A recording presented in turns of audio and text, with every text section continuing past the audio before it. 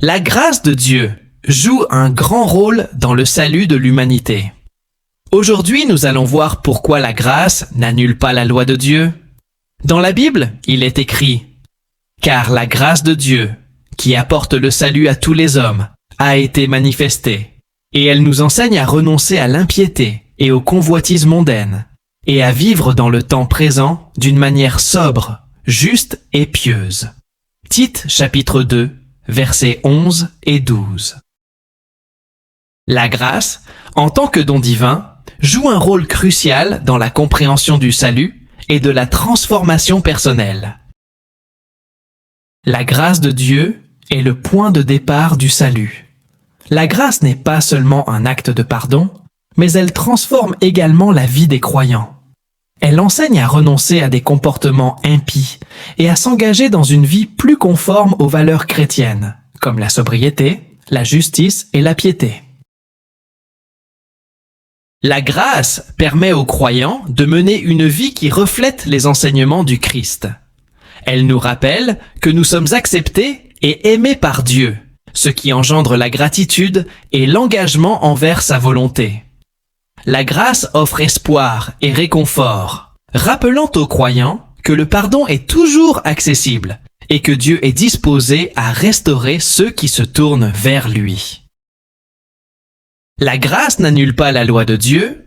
Il est important de comprendre que la grâce et la loi ont des rôles complémentaires. Pourquoi la grâce n'annule pas la loi ou les commandements de Dieu? Les lois de Dieu, souvent comprises comme des principes universels qui régissent le monde. Les lois de la physique sont considérées comme des manifestations de l'ordre divin dans la création. Ces lois sont constantes et inaltérables. En plus des lois physiques, Dieu a établi des lois morales qui régissent le comportement humain, comme celles énoncées dans les 10 commandements. Ces principes sont souvent vus comme intemporels et universels. Les principes éthiques, tels que le respect de la vie, la justice et l'amour du prochain, sont souvent considérés comme des lois de Dieu qui ne changent pas et qui sont fondamentales pour le bien-être humain et le bon fonctionnement de la société. Ces lois sont souvent comprises dans le cadre d'une vision qui voit Dieu comme le créateur et le souteneur de toute moderne chose. La loi de Dieu montre ce qui est juste et mauvais et met en lumière notre besoin de rédemption. Elle agit comme un guide moral, tandis que la grâce offre la rédemption. La grâce de Dieu, manifestée par le sacrifice de Jésus-Christ, permet aux croyants de recevoir le pardon des péchés. Elle ne remplace pas la loi, mais offre une solution au péché que la loi met en évidence. La grâce permet aux croyants d'atteindre une relation personnelle avec Dieu qui implique une obéissance volontariste à la loi, non pas par obligation, mais par gratitude et amour. Car la grâce de Dieu ne supprime pas la loi, mais la complète, et nous aide à vivre selon ses préceptes avec un cœur transformé. Certaines personnes ont parlé de la relation entre la grâce et la loi. Martin Luther. Il a largement traité de la grâce dans le contexte de sa doctrine sur la justification par la foi, soulignant que la grâce ne contredit pas la loi, mais la complète. Selon Luther, la loi sert à nous montrer notre besoin de grâce. En mettant en évidence la norme de sainteté de Dieu, la loi incite les individus à reconnaître leur incapacité à atteindre cette norme par leurs propres efforts. Cela crée un vide que seul le salut par la grâce peut combler.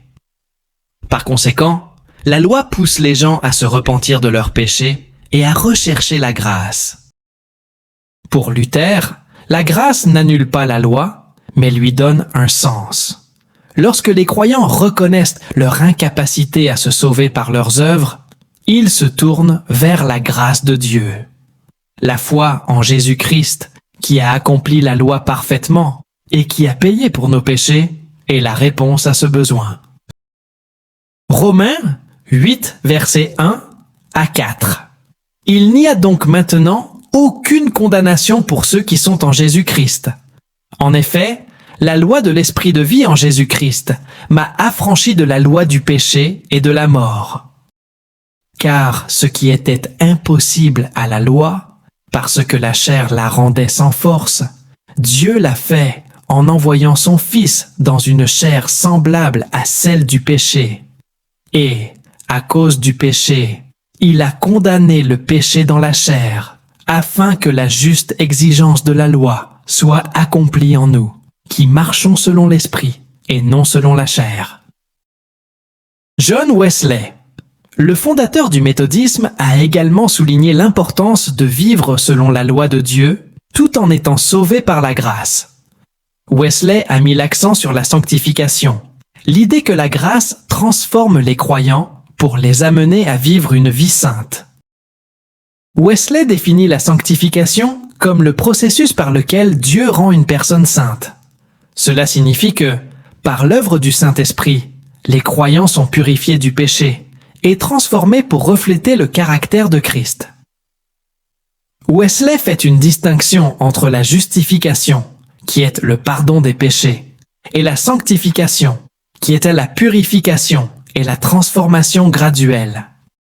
Pour Wesley, la sanctification est le résultat de la grâce de Dieu, travaillant dans le cœur du croyant. Il insiste sur le fait que, bien que nous soyons sauvés par la grâce, cette grâce ne doit pas seulement être vue comme un acte unique. Au contraire, elle opère continuellement dans la vie des croyants, les encourageant à croître spirituellement et à vivre une vie sainte. La sanctification est un processus continu. Il introduit l'idée de la progression dans la foi, où les croyants sont appelés à s'engager activement dans leur propre sanctification. Cela implique la prière, l'étude des Écritures, la participation au sacrement et l'obéissance à la volonté divine.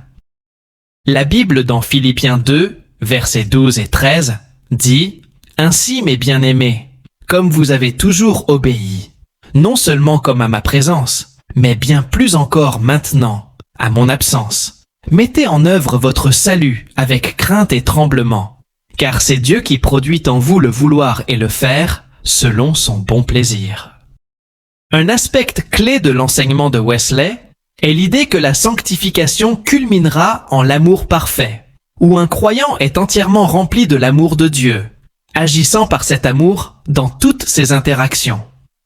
Cela signifie que la vie d'une personne sanctifiée est marquée par un amour inconditionnel pour Dieu et pour les autres. En suivant cette vidéo, la parole de Dieu d'aujourd'hui veut nous enseigner qu'à notre époque de la grâce divine, nous devons 1. Comprendre que la grâce de Dieu n'est pas une licence pour pécher, mais un habilitant à vivre selon les normes de Dieu. Cela signifie que les croyants doivent comprendre le véritable sens de la grâce et sa responsabilité. 2. Tout croyant doit manifester la grâce dans sa vie quotidienne, en pardonnant les autres comme Christ nous a pardonnés, et en servant ceux qui sont dans le besoin. Cela aide à montrer comment la grâce se traduire par des actions concrètes. 3. Comprendre l'équilibre entre la loi et la grâce. Tout croyant doit voir que vivre sous la grâce implique également une vie d'obéissance à la loi de Dieu. La loi nous guide, mais que la grâce nous donne le pouvoir de l'accomplir. C'est-à-dire que la grâce transforme le cœur du croyant, ce qui engendre une envie authentique de vivre selon les standards de Dieu. Cette obéissance n'est pas motivée par la peur ou le devoir, mais par l'amour et la gratitude envers Dieu. Bien que les croyants soient saints sous la grâce, la loi de Dieu reste un guide moral qui montre la volonté de Dieu et aide à définir ce qui est juste. Elle révèle également nos faiblesses et notre besoin de la grâce. Galates 3, verset 24. Ainsi, la loi a été notre guide pour nous conduire à Christ, afin que nous soyons justifiés par la foi. La foi authentique s'accompagne de bonnes œuvres, non pour gagner le salut, mais comme une réponse à la grâce reçue. Les œuvres manifestent cette foi vivante et obéissante. Dans Éphésiens 2, versets 8 à 10, la Bible dit « Car c'est par la grâce que vous êtes sauvés, par la foi. Et cela ne vient pas de vous, c'est le don de Dieu, non par les œuvres, afin que personne ne se glorifie. Car nous sommes son ouvrage, ayant été créés en Christ Jésus pour de bonnes œuvres, que Dieu a préparées d'avance, afin que nous les pratiquions. » Vivre sous la grâce implique effectivement une vie d'obéissance à la loi de Dieu. Et le Saint-Esprit aide les croyants à vivre selon les préceptes de Dieu. Il permet aux chrétiens de vivre une vie qui honore Dieu, facilitant l'adhésion à ses lois. Car il est écrit, dans Galates 5, verset 16, « Je vous dis donc, marchez selon l'Esprit, et vous n'accomplirez pas les désirs de la chair. » Jésus a résumé la loi dans le commandement d'aimer Dieu et d'aimer son prochain. Ainsi, vivre sous la grâce implique de vivre cet amour, qui est son essence même. Dans Matthieu 22, versets 37 à 40, Jésus lui dit « Tu aimeras le Seigneur ton Dieu de tout ton cœur, de toute ton âme et de toute ta pensée. C'est le grand et le premier commandement. Et le second lui est semblable. Tu aimeras ton prochain comme toi-même. Tous les autres commandements et toute la loi reposent sur ces deux commandements. » Dans Romains 13, verset 10, il est écrit « L'amour est l'accomplissement de la loi. » Saul de Tarse a eu une rencontre radicale avec Jésus sur le chemin de Damas. Acte 9. Sa transformation par la grâce l'a conduit à devenir l'un des plus grands apôtres de l'Église chrétienne. Sa vie, en conformité avec la loi, Paul prêche non seulement le salut par la grâce, mais il souligne aussi l'importance d'une vie d'obéissance. Romains 12, versets 1 et 2. Zaché, un percepteur d'impôts perçu comme pécheur, a rencontré Jésus qui est resté chez lui. Luc 19, versets 1 à 10. Son expérience de la grâce a profondément changé sa perspective et son comportement. En réponse à la grâce qu'il a reçue, Zaché a promis de restituer 4 fois ce qu'il avait volé et de donner la moitié de ses biens aux pauvres. Cela démontre comment la grâce l'a amené à vivre selon les préceptes d'intégrité et de justice de la loi. Le message de cette vidéo nous rappelle que vivre sous la grâce implique une obéissance joyeuse et volontaire à la loi de Dieu, motivée par l'amour et une relation personnelle avec lui. Nous croyants, soutenus par le Saint-Esprit, sommes appelés à vivre de cette manière, non pas pour gagner le salut, mais en réponse à la grâce que nous avions reçue. Partagez la vidéo pour témoigner la grâce de Dieu que nous avons en Jésus-Christ. Merci de suivre cette vidéo. Que Dieu vous bénisse abondamment.